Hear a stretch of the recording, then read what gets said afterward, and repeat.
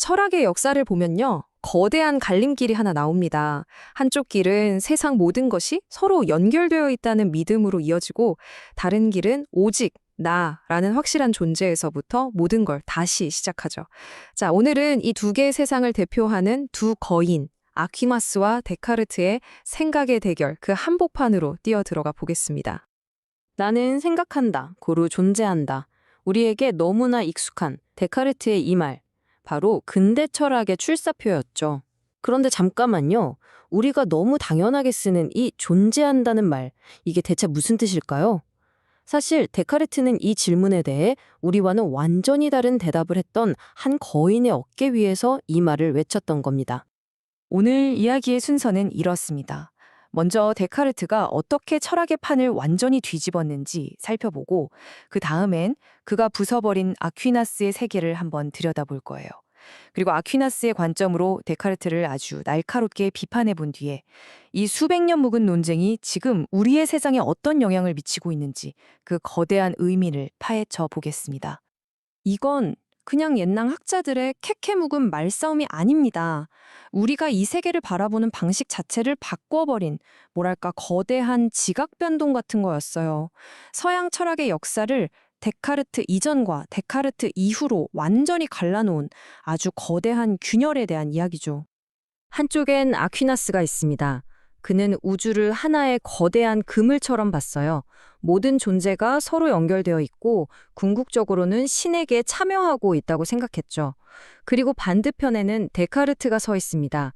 그는 이 모든 연결고리를 일단 다 끊어버리고 오직 나라는 단단한 벽돌 하나로부터 세상을 다시 쌓아 올리려고 했던 인물입니다. 데카르트가 살던 시대는요, 뭐 하나 확실한 게 없는 불확실성의 안개로 자욱했습니다. 그는 이 흐릿한 안개를 싹 걷어내고 싶었어요. 흔들리는 모래 위에 지어진 지식의 성을 무너뜨리고 절대로 무너지지 않을 단 하나의 단단한 반석 위에 다시 짓고 싶었던 거죠. 그의 출발점은 세상에 진짜로 존재하는 게 뭘까가 아니었어요. 대신 내가 단 1%도 의심할 수 없는 100% 확실한 건 대체 뭘까였죠. 바로 이 질문의 작은 변화가 철학의 무대를 세상에서 나의 정신으로, 즉 존재의 문제에서 삶의 문제로 옮겨버린 정말 혁명적인 순간이었습니다. 그리고 그가 마침내 찾아낸 단단한 반석, 그 지식의 성을 쌓을 벽돌의 이름이 바로 실체입니다. 데카르트에게 진짜라는 건 다른 무언가에 기대지 않고 오롯이 완벽하게 홀로 설 수 있는 것, 한마디로 완전 독립체를 의미했습니다. 이 엄격한 기준을 들이대니 결국 우주는 서로 전혀 상관없는 세 개의 섬으로 나뉘어 버립니다. 저 멀리 홀로 존재하는 절대적인 신, 그리고 물질 세계와 분리되어 생각만 하는 나의 정신, 마지막으로 정신없이 공간만 차지하는 물질. 이 셋은 서로 대화도 교류도 없는 완전히 분리된 세계가 된 거죠. 자, 그럼 이제 타임머신을 타고 데카르트가 부수기 이전의 세상, 아퀴나스의 세계로 한번 가볼까요? 아퀴나스가 본 세상은 데카르트처럼 독립된 섬들의 집합이 아니었습니다. 그가 본 세상은 모든 것이 서로 얽히고 설켜 하나의 거대한 교향곡을 연주하는 눈부시게 아름다운 연결의 세계였죠. 아퀴나스 철학의 심장에는 바로 이 참여라는 단어가 있습니다. 이게 무슨 말이냐면요. 이 세상에 존재하는 그 어떤 것도 스스로 존재의 힘을 갖고 있는 게 아니라는 거예요. 마치 달이 스스로 빛을 내는 게 아니라 태양빛을 반사해야만 빛날 수 있는 것처럼 세상 모든 것들은 단 하나의 근원인 신으로부터 존재라는 에너지를 끊임없이 받아야만 비로소 존재할 수 있다는 뜻입니다. 아퀴나스에게는 어떤 사물의 설계도, 즉 본질과 그것이 실제로 있음, 즉 존재는 완전히 다른 문제였습니다. 예를 들어 볼까요? 유니콘. 우리는 유니콘이 어떤 동물인지 그 본질을 머릿속에 그릴 수 있죠. 하지만 현실 세계에는 존재하지 않잖아요? 신이 존재하라는 생명의 숨결을 불어넣어 줘야만 비로소 그 설계도가 현실이 되는 겁니다. 존재는 신이 주는 선물인 셈이죠. 자, 그렇다면 만약 아퀴네스가 데카르트의 세계를 본다면 뭐라고 할까요? 아마 눈살을 찌푸리며 세 가지 아주 치명적인 문제점을 지적하며 반격에 나섰을 겁니다. 첫 번째 일격입니다. 당신은 세상의 모든 연결고리를 끊어버렸어. 아마 이렇게 말했을 거예요. 아퀴나스의 눈에 데카르테가 말하는 그 독립적인 실체라는 개념은 우주를 아름답게 수놓던 관계의 그물을 갈기갈기 찢어버리는 잔인한 가위처럼 보였을 겁니다. 비유하자면 이렇습니다. 아퀴나스의 세계가 모두가 함께 신을 향해 화음을 맞추는 거대한 합창단이었다면 데카르트의 세계는 각자 자기 방에 갇혀서 홀로 자기 노래만 부르는 고독한 개인들의 집합이 되어버린 거죠. 그리고 두 번째 공격입니다. 이건 바로 형이상학적 오만함에 대한 고발입니다. 데카르트가 인간의 정신을 다른 어떤 것에도 의존하지 않는 독립적 실체라고 정의하는 순간 아퀴나스는 아마 이렇게 소리쳤을 겁니다. 아니 어떻게 감히 피조물이 창조주인 신처럼 스스로 존재한다고 말할 수 있단 말인가? 이건 피조물에게 신의 옷을 입히려는 아주 위험한 시도라는 거죠.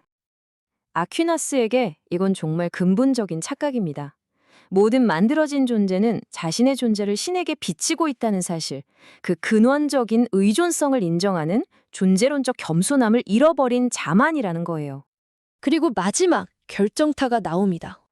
데카르트가 신의 역할을 형편없이 축소시켰다는 비판입니다. 데카르트의 세계에서 신은 더 이상 세상 모든 것에 생명을 불어넣는 에너지의 근원이 아니에요.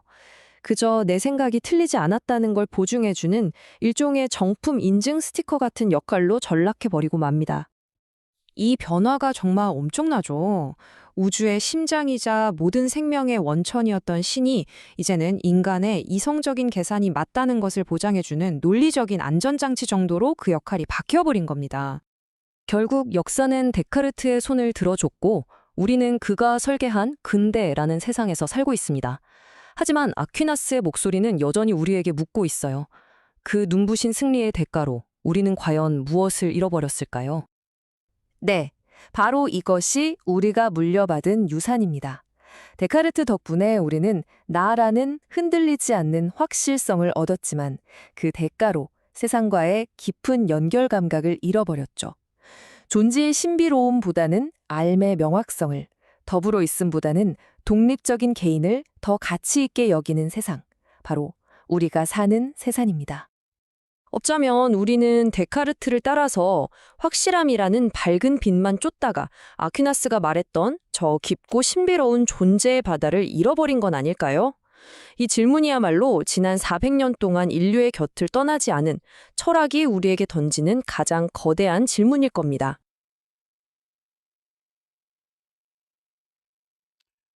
네, 잘 들어봤네요. 마지막 부분이 아주 재밌네요. 아퀴나스의 존재론, 실체를 중심으로 한 존재론을 데카르트가 완전히 뒤바꿔 놓고 거부하고 새로운 실체를 중심으로 한 존재론을 씀으로써 인간이 이 각각의 개인으로 파편화되고 하나님이 이 인간의 생각을 보증해주는, 즉 악마에 의해서 우리의 생각이 아무리 명확한 생각을 해도 틀릴 수 있다라는 그 두려움에서 벗어날 수 있도록 인식론적 보증자의 역할을 해주는 것으로 전락을 하는, 아퀴나스에게는 신은 인간이라는 실체가 존재할 수 있도록 존재를 부여해주는 창조주였다면 데카르트에게는 자신의 생각이 옳다는 것을 보증해주는 보증자 역할로, 인식 보증자 역할로 전락을 한 그런 면이 있지 않느냐. 또 아퀴나스적인 실체로는 우리가 하나님의 피조물임을 인정하는, 존재의 부여자로부터 존재를 부여받은 존재임을 인정하는 그런 면이 있었다면 데카르트는 그 실체라는 개념, 어떤 것에 의지하지 않고 독립적으로 존재할 수 있는 능력이라고 새롭게 실체의 개념을 정의함으로써 사람들이 보기에 우리의 생각과 물질이 그렇지 않은가라는 생각을 하기는 하지만 그것이 이제 기독교적인 생각으로 볼 때는 이제 마치 스스로 신적인 존재가 되는 그런 요소들을 이제 많이 만들어낸 그런 면이 있는 거죠. 결국 아퀴나스적인 그런 실체의 개념은 인간을 개별자이면서도 공동체인 서로 연결된 하나님으로부터 똑같은 존재를 부여받은 그런 존재자로서 연결된 그런 면을 떠올릴 수 있다면 데카르트에게는 처음부터 완전히 구별됨만을 보장받는 그 부분만을 명확하게 떠올릴 수 있는 자기 안에 갇힌 완전한 개인으로서만 존재할 수밖에 없다. 이게 데카르트의 생각이 가져다주는 명확성에도 불구하고 우리가 같이 떠안을 수밖에 없는 일종의 철학적인 우울함이랄까요? 또는 비관주의 같은 그런 면이 있는 거죠. 물론 이제 계몽주의자들은 현실을 우울함이 있더라도 목적성이 없는 그런 공허함이 있더라도 그것이 현실이라면 받아들여야 된다라는 그런 면으로 받아들이긴 하지만 저로서는 굉장히 그 우울함을 떨쳐내기는 어렵네요.